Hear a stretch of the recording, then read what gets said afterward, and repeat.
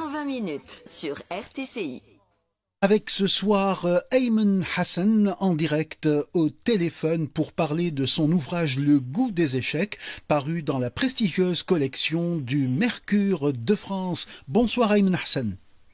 Bonsoir mon cher Hatem. Bienvenue parmi nous, un ouvrage qui vient tout juste de paraître le 13 mars exactement et dans lequel vous nous dites le goût des échecs et puis nous apprenons que vous avez participé entre autres au championnat arabe en 1996. Tout à fait, tout à fait. J'étais un petit champion tunisien local qui a pu représenter un peu sa mère patrie dans le cadre de plusieurs tournois, dont justement le championnat arabe des moins de 20 ans qui s'est déroulé à l'époque en novembre 96 à Hamamsous, ma ville natale. Et justement, à cette occasion-là, en fait, vous avez participé à un jeu d'échecs, à un tournoi international, et en même temps, ce goût des échecs semble bien ancré en vous. Tout à fait, tout à fait. D'ailleurs, nous sommes plusieurs. Et pour moi, c'est l'occasion de penser à mes amis. C'est Abne Bourkhis, le grand Wassim Mejdei, le docteur Haytham Landolsi, c'est Mohamed Ekrif, et beaucoup d'autres du club d'échecs de Hamamsous, qui était un peu la pépinière qui a vu naître tous ces talents. Mais pas seulement, parce que nous avons tous joué dans des tournois à Tunis, un peu partout. À l'époque, c'était les beaux jours. On organisait des tournois au mois du Ramadan.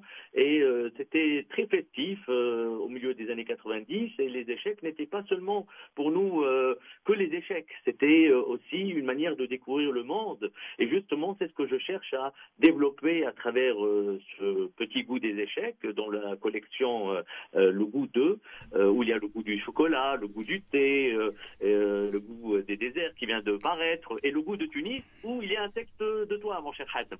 Tout à fait. Et cette collection du Mercure de France est absolument réputée parce qu'elle circule beaucoup et elle est très didactique. C'est une collection de textes avec une très belle introduction de vous, Ayman Hassan, pour le goût des échecs. Oui, j'ai essayé justement de donner la parole à la Tunisie. Je parle de notre pays, je parle de ma ville natale, Hamamsous, mais je parle de toute la Tunisie et j'essaye justement d'ancrer ce jeu dans la culture tunisienne parce que les Tunisiens, je suis des fois effrayé d'apprendre que mes étudiants ou que des jeunes d'aujourd'hui ne pratiquent pas les échecs, mais justement, il y a beaucoup de clubs au pays, et puis il y a des gens d'un certain âge qui, des fois dans les cafés, au lieu de jouer aux cartes ou à des jeux de hasard, jouent aux échecs, ils jouent vraiment, c'est-à-dire que les échecs, ce n'est pas l'apanage de l'ex-URSS, ce n'est pas l'apanage des pays vraiment développés. Hein. On voit cela. D'ailleurs, il y a beaucoup de séries qui immortalisent le jeu. Il y a eu le Gambit de la Dame, donc au moment du confinement, qui a pu donner goût aux échecs. Mais récemment, il y a eu une série sur Arte, Rematch, qui raconte le deuxième match de Garry Kasparov contre la machine, la bête Deep Blue. Et donc, les échecs, ce n'est pas l'apanage des gens civilisés ou cultivés, c'est l'apanage aussi des pays émergents ou même du tiers-monde. Et c'est à ce titre que j'essaye de montrer que les échecs, c'est une part de notre humanité et cette anthologie de textes avec des liens, avec des anecdotes, etc., le montre très bien. Les échecs, c'est un jeu à la fois humain, mais aussi humanisant, mon cher Hatem. Et ce qui m'a fait plaisir en tant que lecteur, c'est de voir que dans ce florilège de textes, vous avez pu placer un texte de notre grand maître international, Slim Bouaziz. Tout à fait, tout à fait. C'est d'abord parce que c'est Slim Bouaziz. Donc vous voyez, je ne peux même pas prononcer son nom sans émotion. Hein. Ce n'est pas Slim Bouaziz, c'est Slim Bouaziz, grand maître Slim Bouaziz. Et c'est Slim, à vrai dire, avant même de jouer en club à Hamamsous, je lisais ces rubriques dans le journal La Presse, surtout donc dans le magazine La Presse du dimanche. Et puis il a réussi à brosser un certain nombre de portrait, et en l'occurrence, je prêche un peu pour ma cathédrale ou pour ma citadelle, il est question de mon grand ami Wassim Echtaï, que tu connais, je crois, Hatem, qui est enseignant universitaire, angliciste, docteur S lettres anglaises, et qui a travaillé avec moi longtemps à l'Institut des langues de Mouknine, mais qui est parti aujourd'hui en coopération à l'étranger, et qui était le champion de Tunisie et junior et senior. Et il s'agit d'un magnifique portrait. Pourquoi? Parce que les échecs, c'est aussi le jeu du peuple. C'est le jeu précisément des enfants du peuple. Et donc, c'est une manière aussi de s'ouvrir sur une forme d'universel. Et c'est ce que je dis dans mon texte en introduisant justement le texte de Slim Bordis. Et justement, ce souci d'universel, il transparaît également à travers les différentes traditions d'auteurs que vous convoquez dans cet ouvrage Le goût des échecs au Mercure de France. Vous faites la part belle également à Omar Khayyam et Oussama Ben Monqof. Tout à fait, tout à fait. Tu sais, Hatem, j'ai essayé de donner la parole en quelque sorte, non seulement à la Tunisie, notre Tunisie, qui est souvent absente, mais aussi au monde arabe. Parce que vu la situation géopolitique, il y a beaucoup de problèmes. Il y a, disons qu'on n'est pas très bien vu, voilà, en bien ou en mal. Et donc je me suis dit, les échecs, historiquement, ne seraient pas les échecs, ils n'auraient pas tous ces grands maîtres, tous ces virtuoses, hein, en quelque sorte, du jeu, sans les Arabes, sans le passage par le monde arabe.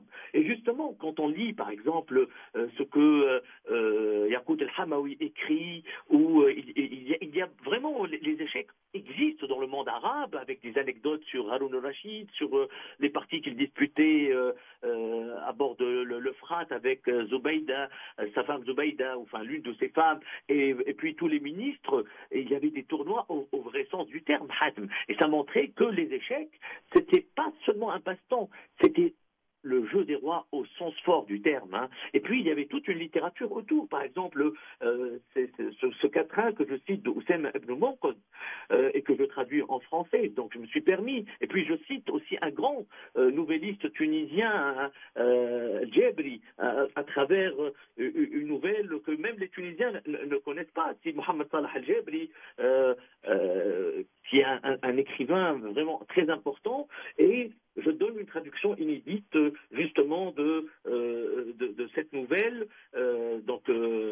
extraite de son recueil éponyme, La tour circule sur l'échiquier,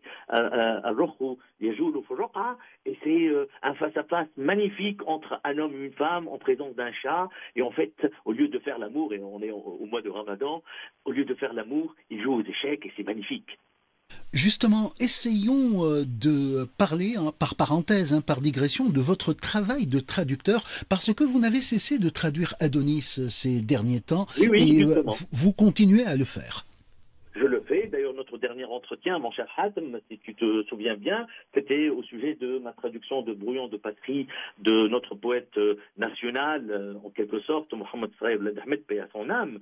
Mais justement, j'ai publié en octobre dernier une nouvelle traduction d'Adonis, et j'espère qu'on nous en parlerons bientôt. J'ai un exemplaire pour toi, également aux éditions du Mercure de France. Et un peu dans la foulée, quand le Mercure a accepté, donc quand Madame Isabelle Gallimard a accepté donc cette nouvelle traduction d'Adonis, j'ai essayé de placer ce livre sur les échecs dans la collection Le Goût d'eux, qui est animée par un grand monsieur que je tiens à saluer, Jean-Michel Dessimo. Et donc j'ai voulu justement non pas m'imposer en proposant ce titre, mais dire que il y a beaucoup d'écrivains, de figures très connues en France qui ont publié dans cette collection. Et moi, venant de Tunisie, du sud de la Méditerranée, je me suis dit que peut-être j'avais quelque chose à proposer, non seulement en tant que traducteur de l'arabe vers le français d'un poète qui est mon ami et auquel j'ai consacré plusieurs textes, plusieurs études, etc., mais encore au-delà de la traduction, j'ai une connaissance de la littérature française d'abord, arabe ensuite, et puis universelle, et d'où donc ce goût des échecs qui, modestement je le dis, incarne une culture universelle. Alors un goût des échecs qui voyage à travers le temps et l'espace. Il y a aussi bien Diderot qu'Edgar Allan Poe, Daniel Pennac que Romain Gary et puis Samuel Beckett ou William Faulkner. En fait, un véritable florilège où vous ratissez très très large dans la littérature universelle. Tout à fait, parce que les échecs, alors on ne sait pas trop si les écrivains qui ont écrit sur les échecs ont pratiqué le jeu ou pas. Des fois c'est difficile à savoir, tellement la métaphore est, disons, prisée. Donc quand on joue aux échecs, c'est déjà un signe de quelque part, hein, d'où l'expression le jeu des rois. Mais encore, les écrivains et la littérature en tant que littérature a beaucoup pratiqué les échecs en quelque sorte, hein, comme il y a, et d'ailleurs je cite Jean-Philippe Toussaint à travers son dernier livre L'échiquier paru en août 2023 aux éditions de Minuit, et puis sa traduction de la nouvelle célèbre de Stéphane Zweig, et puis il y a l'ami Arthur Larue qui est jeune, qui est né en 84, qui a publié il y a 2 ou 3 ans un excellent Diagonale d'Alekhine donc chez Gallimard, qui vient d'être réédité dans la collection Folio. Il y a l'ami philosophe Yves Vaillancourt. Et donc les échecs ne cessent de peut-être d'interroger, d'interpeller l'écriture et les écrivains, sans oublier les historiens et les philosophes. Mais ce que je veux dire, et pour répondre à ta question, mon cher Hatem, on n'a pas tout lu des échecs. Et à chaque fois, je découvre des plumes, des textes, etc. Donc j'ai essayé finalement de choisir les textes les plus représentatifs, les plus significatifs, sachant qu'il y a eu un certain nombre de défaillances en quelque sorte, dans la mesure où, par exemple, je voulais coûte que coûte qu'un texte ou qu'une nouvelle peu connu de Patrick Sousskind, l'auteur justement du Parfum, soit dans l'anthologie, mais les droits, la session de droit était vraiment presque, c'était tellement exorbitant qu'on n'a pas pu le faire. Hein. Et puis aussi, par exemple, on voulait un texte extrait justement du goût de la dame qui est devenue très célèbre grâce à la série éponyme, mais on n'a pas pu parce que ça coûte très cher. Hein. Et donc des fois, malheureusement, les échecs, et quand on joue aux échecs, on s'en rend compte, hein, on découvre la personnalité des gens à travers les ouvertures qu'ils choisissent, à travers leur gestuelle, leur mimique au moment de la partie, et c'est très très enrichissant, c'est-à-dire que le jeu d'échecs en tant que jeu, et puis la littérature autour des échecs nous révèle la nature humaine. Le goût des échecs de Ayman Hassan aux éditions du Mercure de France. Pour terminer cet entretien, bien évidemment, la vie académique ne s'arrête pas et vous vous préparez pour un colloque au mois d'avril prochain, un colloque qui tourne autour de l'école et de la pédagogie. Bien entendu, tout cela à côté de vos recherches universitaires. Qu'en est-il de ce colloque ? Peut-être un petit mot pour parler justement de ce que fait Mansour Menni en compagnie des amis Amal Azouzi, Sami Hochlef, la Fouzi Ardifallah, toute cette équipe réunie autour de Mansour Menni, autour de la brachiologie, autour du directeur du laboratoire École et Littérature, Sinizar Ben Saad, qui est également écrivain et romancier. Donc tous ces universitaires chercheurs, mais qui aussi s'intéressent à la société civile finalement, qui sont des citoyens dignes de ce nom, eh bien réfléchissent dans le cadre de colloques sur Bourguiba, sur l'école, ils essayent d'apporter leur pierre à l'édifice, et nous avons besoin de cela par les temps qui courent, mon cher Hatem. Donc moi, je fais partie de tout un groupe, et le travail que je fais modestement en enseignant, puis en traduisant, en écrivant, etc., est très important. D'ailleurs, je suis en train et il te salue d'ailleurs, notre ami le peintre Ali Batrouni, à qui j'ai consacré un certain nombre d'articles, nous sommes en train de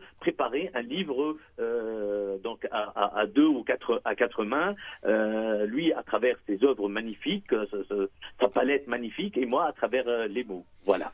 Très bien, et question d'auditeur que je viens de recevoir, est-ce que le goût des échecs sera disponible à la prochaine foire internationale du livre de Tunis ? incontestablement, la librairie Kitab et à sa tête l'ami Jamel l'ont commandé. Donc normalement, le livre sera chez El Kitab et puis dans toutes les bonnes librairies. Alors la collection est magnifique. Hein. Il y a des titres, et tu l'as bien dit, hein, vraiment qui relèvent de l'universel, hein, sur les pays, sur les goûts, sur les couleurs, sur les arts. C'est vraiment une collection exceptionnelle. Donc j'espère qu'on pourra, avec le Mestre de France, avec d'autres écrivains, organiser un certain nombre d'activités autour et de la collection Le Goût des échecs et de cette ouverture dont nous avons tous besoin pour assurer ce que notre ami, le philosophe Athetri, appelle le vivre ensemble. Merci beaucoup Ayman Hassan et merci d'avoir inséré dans cette anthologie de textes autour des échecs, sous le titre Le Goût des échecs au Mercure de France, les textes de Mohamed Salah Al-Jabri et de Slim Bouaziz. Et puis tout ce qui est dans cette collection est absolument merveilleux parce qu'il y a effectivement un travail de choix qui est fait en profondeur. Un grand merci à vous Ayman Hassan et puis belle continuation. Merci, à tout le monde et à bientôt. À bientôt.